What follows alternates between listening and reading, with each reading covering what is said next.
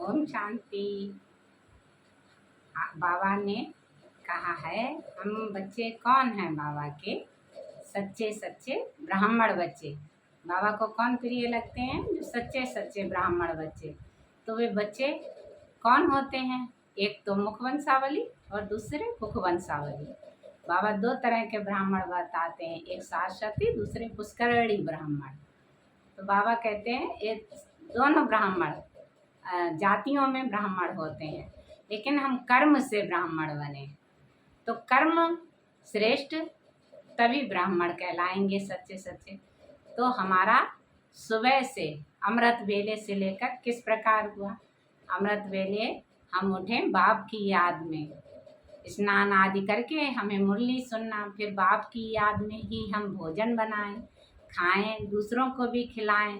परमात्मा की याद निरंतर चलती रहे और दूसरों को भी बाप की याद का परिचय दें और दिलाएं कि कौन है हम? आत्मा है, और जो जिसे देखें वो भी आत्मा है।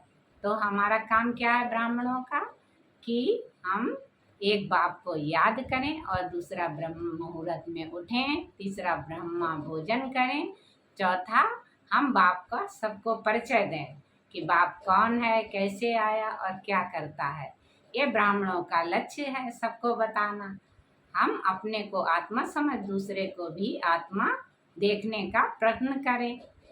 और बाबा कहते हैं ना, धरत धरिए धर्म नहीं छोड़िए। तो हमारा धर्म है कि हम ब्राह्मण बच्चे हैं तो हम किसी के उल्टे सीधे संग में आकर कुछ खाने पीने ना लग जाएं, कैसे भी कार्य ना करने लग जाएं, जिससे बाबा कहते हैं ना कि जिससे ब्राह्मण बच्चे बाप की निंदा कराते हैं। तो हम सच्चे ब्राह्मण तभी कहलाएंगे जब हम एक बाप के साथ का ध्यान रखेंगे, तो हम सच्चे सच्चे ब्राह्मण कहलाएंगे। तो हम ब्रह्मा की संतान, हम देह नहीं, हम देही हैं। अच्छा, ओम शांति।